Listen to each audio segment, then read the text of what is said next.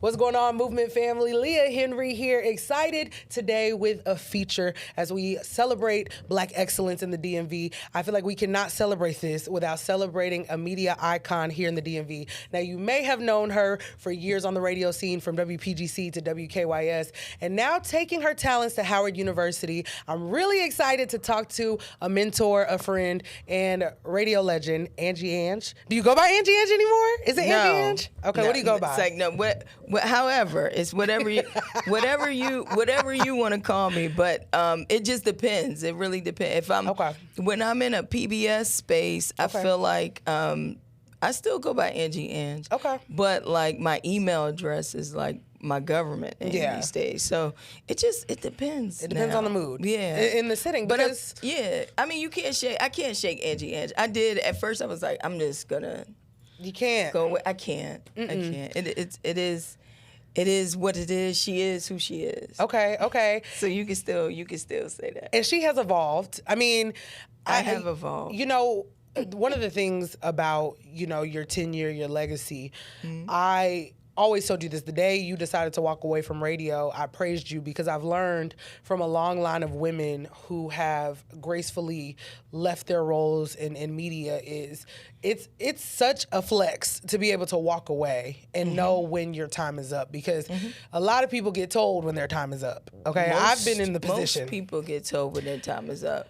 Most people don't get to walk away gracefully. Most people don't walk away gracefully. It's like you're dragged. Crash, burn, drag. Okay. It ends really bad. Yeah. I honestly can't think of a lot of people who get to walk away, who I know who have walked away gracefully, and for a number of reasons. But yeah, it is. I always say that's something I'm proud of, is that I was able to walk away. It was no burn bridges or anything. I mean, obviously, people, Radio 1 would have been, some of the executives there were upset, or whatnot, but it wasn't anything where I felt like I still do business with Radio 1. I still work with them. I voice some of their stations. So I think it does say a lot when you can walk away from a situation, 10 toes down, head up, and it's no love lost on either side. It's just, I knew, it's like knowing when you need to leave the situation. I think part of why so many people kind of crash and burn is you just holding on so tight because you think this is all you can do, or you think this is all that you know. And so, people hold firm to that and then don't realize, meanwhile, management is changing, vision is changing, and sometimes you're not in alignment with that. That happens, right? Like, especially if you've been somewhere for so long. I was with Radio 1 for 15 years, and I went through multiple management changes, but then it got to a point where we were no longer, what they were doing was no longer in alignment with where I was going. And I think there are a lot of people that know that and they feel that, but for whatever reason they just won't let go. And then after a while, you just keep butting heads, and the next thing you know, when they want you to go, okay, once you overstay, now you got to get out. Now you got to go, and then it can crash and burn, you know. So I treat that as something, that I can that I respect about myself, is that I knew when it was time. I was willing to walk away. I stood firm on it. I had a date. I walked away, but I walked away in a way that the door is always open for me. If I want to go over there at any time and show love, it's going to be all love. Yeah. And I think that speaks to just who you are as a radio personality and a media mogul, honestly, because, one thing I will say about you is you have always held the door open for the talent that come from behind you. And in this industry, there are not a lot of people who decide to do that. A lot of people can, and they don't choose to. Why is it important for you to hold the door open? I mean, even with the work you're doing now, which we'll get into, you have dedicated your time and your space to holding that door open, from the people like me to the Bacon Bears to I'm sure there's other people that Kyle on the mic, I see all y'all and I'm like, dang.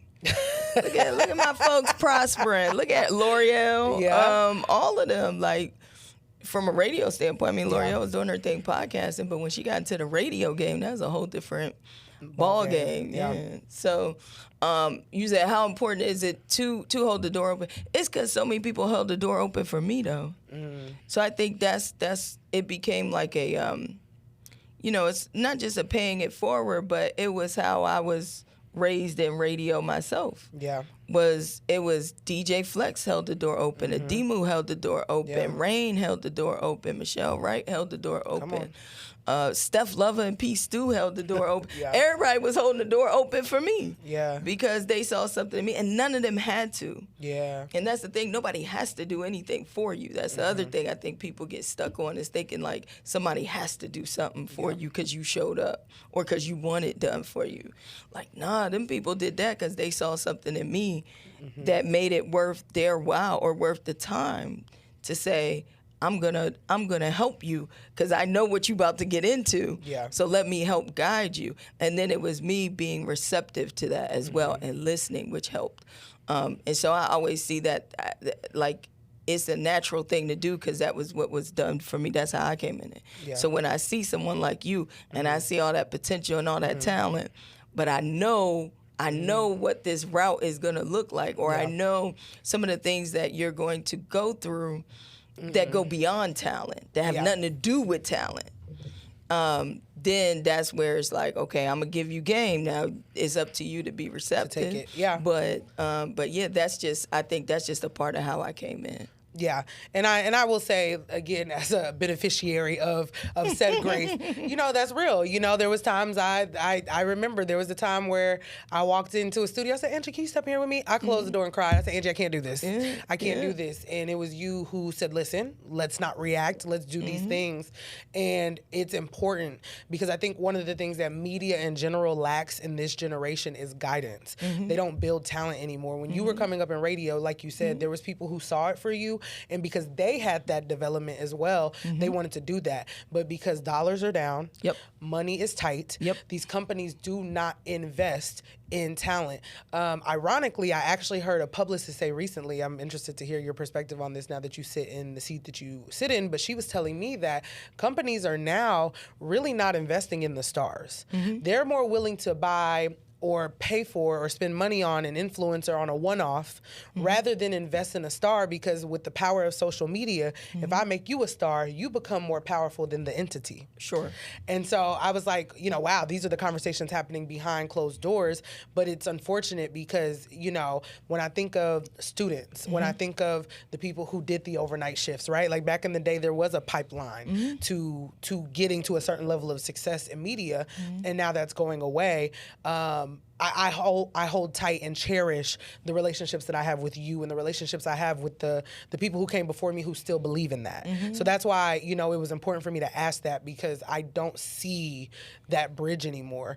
Now that you're in a space which we are sitting on the beautiful campus of our great university, Howard University. And Angie is now an exec at WHUT, Howard University Television. In positions like this, when you hear conversations about talent not being poured into, what are your thoughts? Yeah, I mean, so my role at WHUT, I'm our director of content.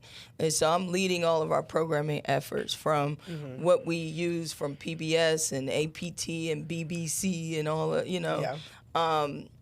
in addition to what we're producing locally, right? I'm kind of responsible for what does it look like on air? What do we look like digitally? What do we look like with original programming, et cetera, et cetera? What I will say is what I notice a shift in is because of budgets and things, we're more project-based than anything. Yeah. Where I think in the past you did need that one star or a couple stars that you build up. Now it's per project. So yes, you might do more one-off concepts than you would do, like, let me have this in-house Leah Henry, unless Leah Henry can be a production manager. Now, if Leah Henry can run the studio for me and she want to have her own show, that's a different conversation. Have at it. Yeah. And that goes back to, as talent, I put it to you, and this is the evolution of content and these industries in general, right? I remember watching Donnie Simpson and his show, because I did the overnights at PGC. Donnie Simpson had a producer And this producer would lay out his newspaper, have his lotion ready. He liked the vino. It was a vino newspaper. Donnie had his own mic, and that producer is doing that. Then there's another producer. There's Chris Paul, and he's producing, and he's on the show. All these different work. Donnie wouldn't sit behind nobody's board and run his own board, right? Because that's not what they did then, because it was a different time, different budget. By my era, you are all of those things. All of those things. Donnie just sat down and talked and listened to the music and closed his eyes and had the time of his life. Meanwhile, I'm over here. I'm on the I am an octopus. He has that would never. He would never. DS would never. And still getting paid quadruple whatever I would have been getting paid, right? So as the industry's changed, it means as a talent, you're doing more for less. And then you have to leverage it differently. Yeah. So by the time I got into his space, I'm running my own board. I'm taking the calls. I'm doing the this. I'm doing the that. I got to be out. I didn't have a bunch of help. Yeah. But because that's what it was, I didn't know anything else. Right? So the ability to adapt. Then as where it's going today, where it is now, there's not a lot of dollars for development, but what exactly is development? Development is a combination of coaching, but a lot of it is repetition, right? So what makes me a great jock is the fact that I had to sit in there and do overnights for every night. I'm in there from 2 to 6 a.m. Nobody gonna just put me on prime time. Yeah. So you got to prove yourself. Well, now you can kind of do that with your own platform. Yeah. Like you said, you can figure it out. You can put your camera on. You can start, if you want to be a talent or host or whatever, you can start just about anywhere. These aren't the only places to start anymore. Yeah. So there's an evolution, which means that as a talent, we have to evolve. So talent today, you can't just be Leah Henry and Leah's Lemonade. Yeah. You and I just sat in here and you were able to reconstruct a whole set and give ideas, right? Yeah. That's not Leah Henry, the talent that I'm talking to. That's Leah Henry, a stage manager that I'm talking to. And then we sit down and we do this interview. Right. So I would say, yes, you're not going to see a lot of, I don't look for a bunch of on-air people that I'm going to sit here and grow.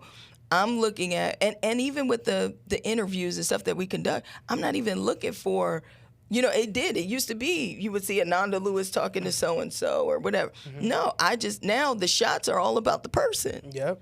They don't even want you in there as a talent, right? It used to be those big things with Oprah and, so-and-so. That used to be a thing. Yeah. No, now people want to feel like they're the person. The host. They're talking to the person. Yeah. That's what it is, though.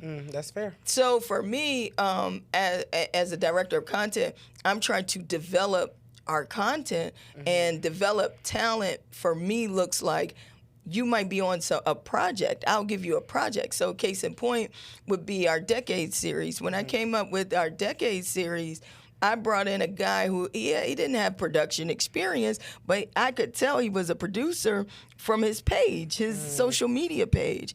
He was a local historian in his own right.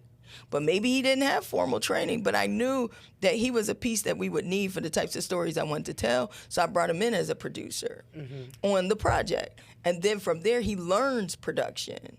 And then he learns how production works because he's with a full-blown production team. Right, team. And so they have the experience, and he's kind of coming in. He's more like a consultant, but you give him an opportunity to learn the production process. Right. And now he starts to develop and become a producer. Yeah. And so that to me is where things are going. You can't look for someone to just bring you in and coach you up that way, but can I get an opportunity? And if you're willing to take an opportunity, it's so many ways you can leverage it now that, like, again, you didn't necessarily have social media. I mean, by the time I got on air, you did. But that was a leveraging opportunity we knew how to use that. Right, right. I knew all them kids was going to be on my Twitter, right. So I'm going to talk to them on Twitter and on air. Like, I knew where that was going.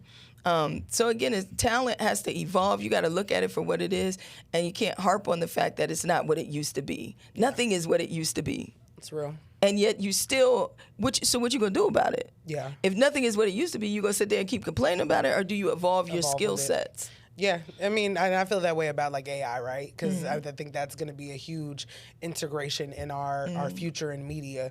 And so it's like, how do we continue to build what we already have, but also integrate the things that are going to help us along the way. So I love that. I want to talk to you more about HUT and the things that you have done at HUT. Congratulations on an Emmy win. Well, actually, Emmys. 2. Yeah, Emmys.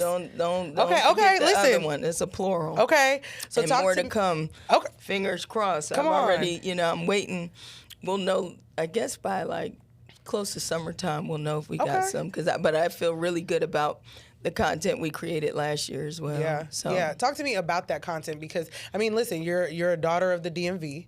You Absolutely. are, a Howard University alum. So what does it mean to you to bring home these Emmys, not only telling stories about where you're from, but also doing that on the heels of being an alum for this university? Yeah, I mean, when I got to WHUT, that was my number one goal because we were so disconnected. We were disconnected from the university. We were disconnected from DC. We were disconnected from blackness. Yeah. We were disconnected. Like it just felt like a disconnect. And I'm sitting here like, how did this happen? Like, how did we get here? Like, what is this? What is this? But again, you can either sit there and complain about it, or if you can do something about it, then do something about it. So step one was kind of like reconnecting WHUT. Like, let's go back to what was it supposed to be? Who is it supposed to serve? And where do we fit in that? So step one to me was like, I felt like HUT when I got here was in like an identity crisis. And how it got that way, I don't know. But that's just kind of my initial thought was like, I started at WHUT as a student. I know, again, when you're from here, you know what WHUT means. This is our 45th year. We're celebrating 45 years. Come on. So like 45 years ago, like, again, I wasn't per se alive, but my family, like what it means to my family. The heritage, The heritage aspect of it and the importance of us kind of capturing those stories while we still got our people here. Because we also see how much the area is changing. But if no one is capturing those stories and showing those stories and showing that culture, that's how you start to get the erasure. Somebody got to put that on tape. Yeah. And you got to put it on tape ASAP and tell those stories. So the first thing for me was like, okay, I saw these disconnects. How do we reconnect?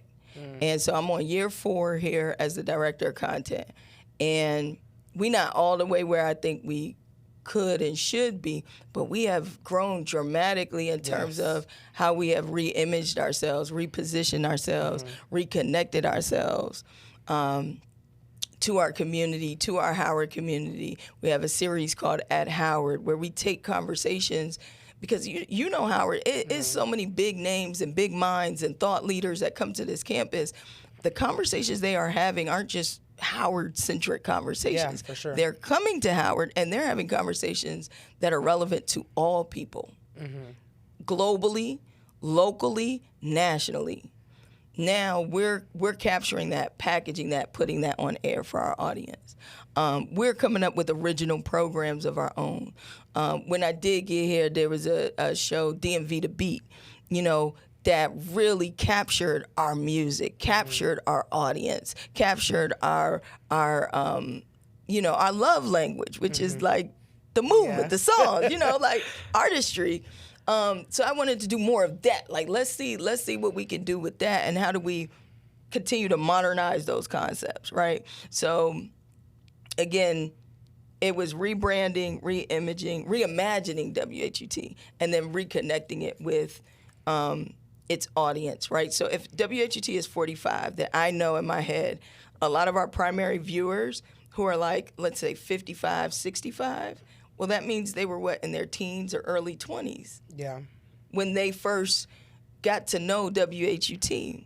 So there's a novelty around it. Yeah. So I wanted to kind of find ways to get them to reconnect with us through nostalgia. Yeah.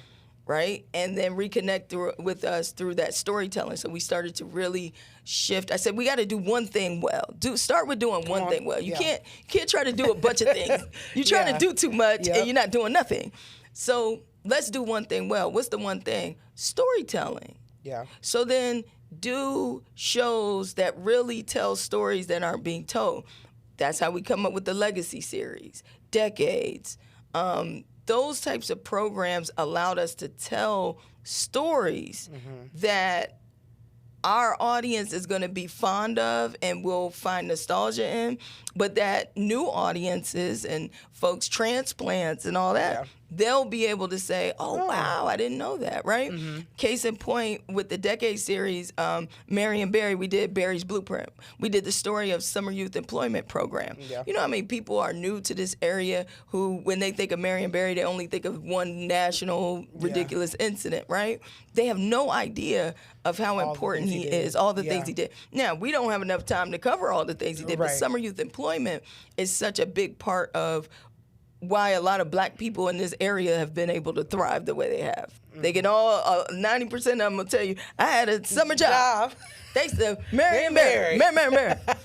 Right? So we wanted to capture that story, not just so that our target audience would say, wow, I remember that, because we had all this archival footage and video and all that, but so that other audiences that are tuning in that may not be from here or that are newer or younger, whatever, can say, wow, I didn't know that. Last thing I'll say is we had, with the Legacy series, we got one of the episodes was about Black Georgetown. You know what I mean? People living in Georgetown have no idea. That used to be a really, really black area. It has so much black history, black roots. And the way that story is told is, to me, is beautiful, because there are going to be some people who will say, yep, I remember that. I know that. And then there are other people that are going to say, wow, I never knew that. That's what we should be doing. So that's kind of our programming focus is, and then again, capturing what's happening at Howard, these conversations that we know are relevant to our audience too, because we also have to start covering what's going on right now and what the conversations are today about what's happening now and what that looks like for the future. We want to capture that too, because I'll go back, I'll find Evening Exchange, like Jesse Jackson passed. We'll go and we'll find an interview between Jesse Jackson and Kojo Nnamdi from early 90s or something. And you're hearing what they're saying. Again, there's a level of nostalgia to it, but there's also like, wow, look at what they're talking about and what's happened today. And so again, between HUT's archives and what HUT should be doing today, I think we're finally in a lane where we're doing what we should be or what we're supposed to be doing in this moment. Bridging the gap for sure. Bridging the gap. Well, and I think it's beautiful. I think, the transition from radio to really pouring back into your community from a native standpoint, but also from an alum standpoint, is really just like a beautiful progression. I know there's a lot of people who follow you. You have a large following, and might have thought, what happened to Angie Ange? I heard her 1 week on HUR filling in, and then I'd be out. And then I see her with an Emmy. I don't even know where the Emmy from, but congrats to her. And but I think that people ought to know. And I'm trying to do better. I'll admittedly, I'm trying to do better with that, because I felt like when I first walked away from radio, because I knew where I was trying to go, I was trying to separate myself from Angie Ange, because I didn't want people to have me stuck in this, talent role, But like you said, Angie Ange was more than just the radio and on the mic. She's a cultural statement in the DMV. Period. So you shouldn't just. There's not one without the other, right? But also, I think that goes to show you're multifaceted, And I think I'm glad that you've gotten to the point where you can acknowledge that you are more than one entity, regardless of what you are. I think that's what people sometimes get caught up in, and I think it's just a part of the job we do, right? When you have a hyper visual job, there are things that we decide we will publicly showcase, and there are things that we decide to render. And I think in the beginning there was a bit of an identity crisis for you, right? Trying to determine, how do I move on? And how does Angie Ange become Executive Ange? I couldn't, I kept thinking I had to brand that version too, because Angie Ange is a brand, like you said, like Leah Henry, you're a brand. And then, but then when you want to go into a space where like being a director of content doesn't require, being a head of program, it doesn't require me to be a brand. Right. It requires me to have a certain level of like vision, expertise, and ability to bring all this stuff together. It has nothing to do with being Angie Ange, you know. Right. I mean, unless I need to use some influence or make some call cool. Right. So yeah, it was like, even when I was remember when I was working on y'all podcast, you and Candace, it was like, again, I don't need to be, a lot of people I don't even know what I had to do with that, you know? Yeah, actually. And I didn't want that, but like you said, people want to know what you got, you know? Well, you build family though. I think, you know, when you are, because let's be real, for 15 plus years, you were a part of somebody's life every day. Yeah. You know what I mean? Wow. I like, know, you don't think about it like that, yeah. but you know, people are, at some points they were driving to work listening to you. At some points they were getting off work and their boss just pissed them off, and it was a twerk something, you know, Tuesday. And you know, but that was a part of people's lives, and I think 100%. You have to remember that as people, and this is again why I wanted to highlight you, because there are people who love and cherish you in this area, and I think it's so important for people to know not only that, you know, not only did you go off into your retirement glory in radio, but you're still in this thing, you're still thriving, and you're still opening the doors for the people who have come behind you. So I just wanted to give you your flowers. I wanted people to know where you are, what you're doing. Yeah, and I'm trying to do better at that. I am, like, because like you said, it's very hard to go from, like you said, I think about that all the time. Like, dang, that 10-year-old that started listening to me at night, they were 25 by the time I left. That's wild. Yeah. And I didn't miss a beat in your life. Yeah. You know, I went to your prom. I went to your graduation. Yep. I cheered you on at your Sweet 16. You brought a celebrity to the high school pep rally. Exactly. All the way to, we partied in the club together. Yeah. You had your first drink with me.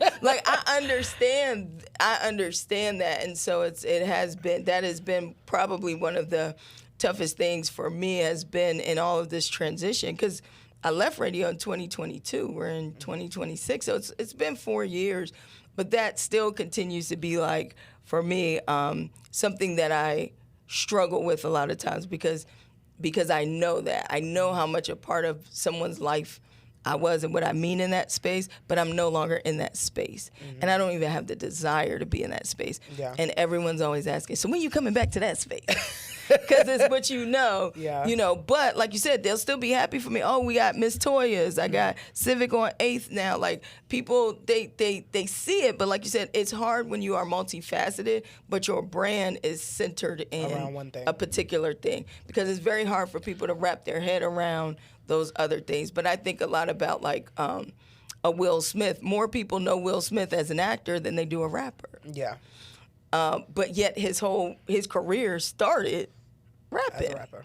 LL Cool J, arguably, most people, if you talk to a certain generation, probably know him as an actor. Have no idea he's like he need a hip hop pioneer. Yeah. They'll know, you know. Again, so it's like, it's evolving, and when you are multifaceted, I think one of the best compliments, not even compliments, but one of the best things someone said to me, especially here at HUT, was our director of outreach and education, Keisha Nelson. We were just talking, right?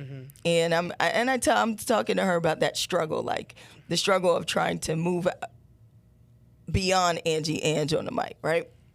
And she said, Ange, you know what's crazy is there's going to come a time when that part of your life is going to be such a small piece of your life.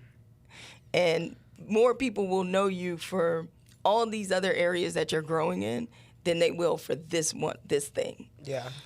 Magic Johnson's another example, right? Magic Johnson, one of the greatest basketball players ever. To certain generations, he's serial Magic Johnson Theater. Yeah, he's a serial entrepreneur, and they don't even know. Yeah. They have no idea of Magic Johnson, the basketball player. Yeah. So I have to recognize that too, and give myself grace and time and patience, because I do sometimes I feel like, damn, am I letting people down? Because I won't tell a lot of that stuff. Like, I got my head down, I'm working. I got a goal. If HUT prospers, I don't need to be the face of it. I don't want to be the face of it. I want to be able to say like, but my name gonna be somewhere. Right. But you if you know, you know. I'm more like if you know, you know. I don't need to be the face of it, because then if I'm no longer there, then it won't continue. I want it to be able to continue. Yeah. I just want to be able to build it up and say, man, that was cool. I was a part of that. We helped get it where it needed to be, and now it can continue to do what it needs to do for students, for the community, and for Howard. Yeah. So it's just, I think I'm just not that far removed from it. It's still a little fresh. It's still kind of fresh. It's still fresh, you know? It's still people that be like, did I hear you on the radio? Like you said, when I pop on there, then it's like. Listen, I was on the radio after you left, and people was like, Angie Ange? I was like, me and her don't sound alike. For years. We don't sound alike. We do not sound alike. It takes a long time to get that out of folks' system. Mm-hmm. And so I have to, like I said, I just have to remember that and keep doing what I'm doing. Because, like I said, I think about Magic Johnson, Will Smith, LL Cool J, and I saw them through all those transitions. Mm-hmm. But I also recognize, like I always am fascinated, that there's whole generations that see, the evolved version of them. And so, as much as I loved what I did with radio, I think about what Keisha told me. She's like, man, come 20 years from now, it won't be, it's Angie Ange on the mic. It might be, that's Angie Ange, the Magic Johnson of media. I don't know. Yeah, I mean. Or the Magic Johnson of D.C. Okay. Maybe that becomes what I become. Okay. I don't know. I'm Angie Ange. No, am I pushing it? Oh. Now you're pushing it, yes. We're not getting into politics. But you just never know. So I think the learning lesson of all of this is that, one, you can be multifaceted, leaning into being multifaceted, and also like just trying to balance people's perception of you with who you know yourself to be. Because I think that's the other hard part is, again, the perception when you're a radio talent is you're this big, larger than life person. And I'm far from You're that. Actually one of the calmest radio people I know. I'm the chillest. One of the chillest. I'm the chillest and the illest out here, But yeah, I'm not that. Look at me. I never was. I never was. And I think there's a reason for some longevity attached to that, because a lot of the look at me's. The look at me's, yeah. You watch them look off the cliff where they at, where they fall. Right. So But I've been able to be so many a cheerleader to so many people. Yeah. And I love that. That's always going to be, I think, my heart. Even with what I'm doing now, is I get to cheer people on. I get to say, man, go do that. Like, let's do it. Yeah. You got an idea? All right, bet. Let's do it. Let's try it. Let's figure it out. Yeah, let's figure it out. And on top of that, just working at Howard, building the students. You know what I mean? The future leaders, because again, today, an intern, tomorrow, God knows where. Star. We got some stars. And I love that too. Our WHUT internship program is being able to rebuild that, because when I was a freshman, that's what I did. I was under Spotlight, which is our student station, our student network. Like, I was under Spotlight, and I was working with the techs at WHUT, the professionals, and I was learning how to do production professionally. Yeah. That's what drew me to Howard. There was a TV station, a radio station that one was commercial, one was public media, but I got to be in a professional space. Yep. And there is no prerequisite. You could be in the School of Engineering and be over here on the camera right now. Yeah. And I love that. Like, Howard did that for me. So the fact that we get to do that now for these students, the way we're doing it now, is also another thing that I'm very, very proud of, that I hope once we really nail it down and get our workflows together, that never ends, that the students can always come and work with professionals and get opportunities and have their stuff on a PBS station. Come on. Because that's leverage. That's leverage when you graduate and you can say, I had X amount of programs, or I was a camera operator for these things that are on national platforms like PBS.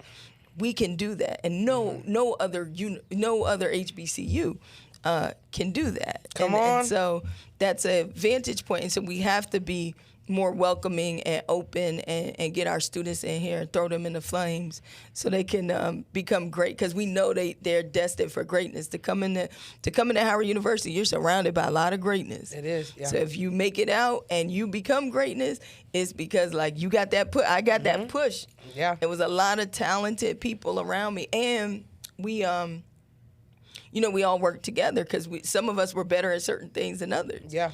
Right? So when I needed an air check, when I was trying to get on the radio, I wasn't that good with production. I had Jay Shorty and Paviel.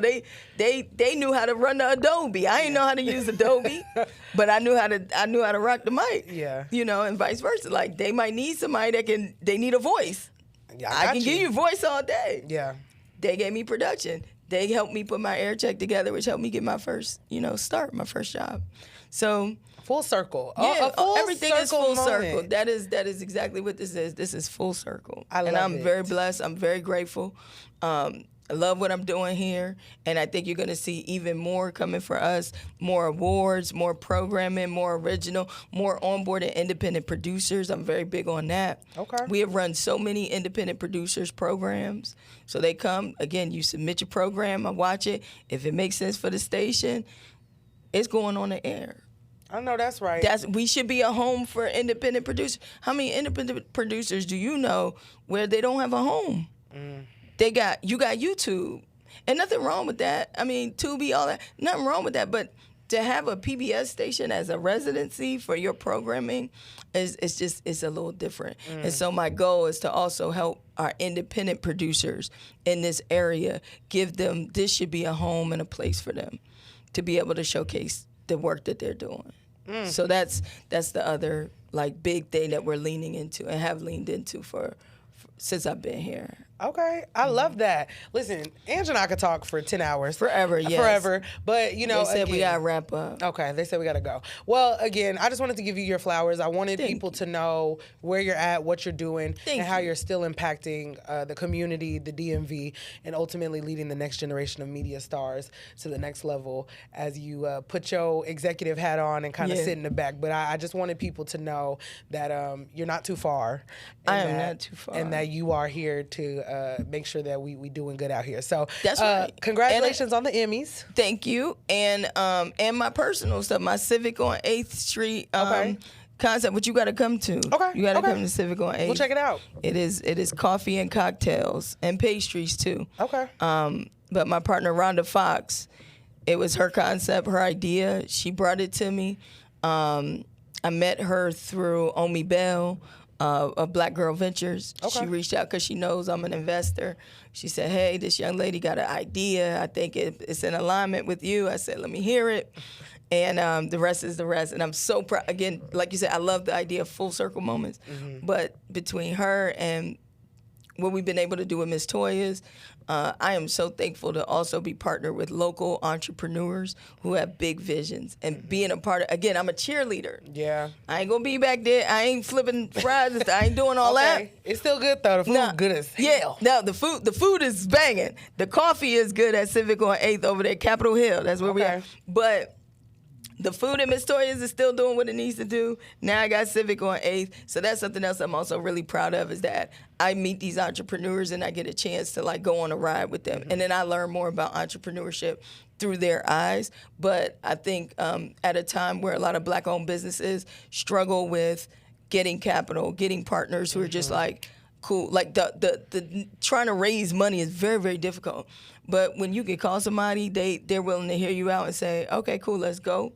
I think that means a lot to entrepreneurs to have that cheerleader, that person that says, I believe in this idea, I believe in this concept, and I'm willing to risk the money. Put money behind it. Yeah, I'm willing to put money, not just say good job or good idea, but really call me when it makes let's put the money up and let's do it. And so I'm very proud of that. So Civic on 8th and on Capitol Hill, that's my latest venture that is officially open, is running, and it's really centered around a safe space for women in particular. So you can go there and do your work, have your coffee and your pastries, have gatherings, but it's Black-owned, Black woman-owned, and it has women at the forefront of the whole concept. Okay. Not to exclude men. We have plenty of men in there and boys and all that, but it's really, what I love about it is it's a place where it's a safe place, but it's a place where women's stories and women's history is being amplified, especially women in politics, because we're on Capitol Hill. So Okay. very exciting. Check Come it out. on, investor media, multifaceted. Call me multifaceted. Come on. Don't say the name if it ain't multifaceted in front of it. I love it. Well, Ange, thank you for your time. Thank you, if people still want to follow you and keep up with you. No, I'm joking. Follow me at Go Angie, all one word, GOANGIE. Say it like you used to. On the gram. No, I'm playing. Don't put your radio voice on. The radio voice. You know, I never had a radio. They used to always crack me up. They'd be like, man, you sound just like you sound on the radio. I don't have no radio voice. It's the same voice. Yeah. Anywhere you go, drive-thrus. Oh, dang. That must be awkward media. getting a burger. And Angie Ange, is that you? Still to this day. Well, that's called impact and legacy, folks. Well, thank you for joining the movement today. I appreciate you, Angie, and I know people got a lot of this interview, so thank you for your time. Thank you, Leah Henry. Keep being great. Leah's Lemonade. That's the lemonade. On the movement. Amen. On the movement. I'm sorry. Okay. My bad. Shout out to the movement. Hey, Anwar.